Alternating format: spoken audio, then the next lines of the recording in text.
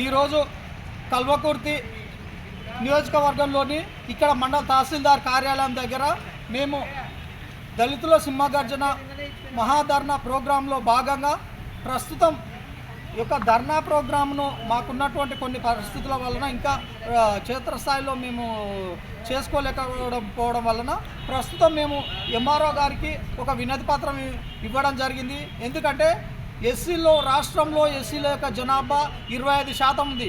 కేవలం 70 సంవత్సరాల నుండి కేవలం 15% మాత్రమే రిజర్వేషన్లు ఇవ్వడం జరుగుతుంది. కాబట్టి ఈ పెరిగిన జనాభా ఎస్సీలో పెరిగిన జనాభాకు అనుగుణంగా 25% రిజర్వేషన్లు ఇవ్వాలని డిమాండ్ చేస్తూ అంబేద్కర్ సంఘం ఆధ్వర్యంలో మేము ఈ ప్రోగ్రాం చేస్తూ ఉన్నాము.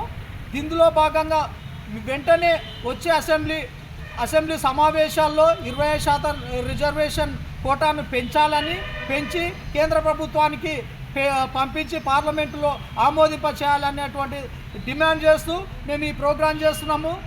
రాష్ట్ర ప్రభుత్వం వెంటనే మన రాష్ట్ర ముఖ్యమంత్రి రేవంత్ రెడ్డి గారు మీరు ఎస్సీల పక్షపాతాన్ని అనేక సభల్లో చెప్పుకోవడం జరిగింది.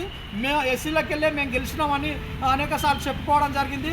నిజంగా మా ఎస్సీల విన మీకు నిజమైనటువంటి చిత్తశుద్ధి ప్రేమ ఉంటే ఖచ్చితంగా మాకు 20% రిజర్వేషన్ పెంచడం కోసం మీరు ప్రయత్నం చేయాలని ఈ యొక్క ఉద్యమం రేపు భవిష్యత్తులో పెద్ద ఎత్తున భారీ బహిరంగ సభ పెట్టబోతున్నాము ఈ కల్వకుర్తి నియోజకవర్గ కేంద్రంలో.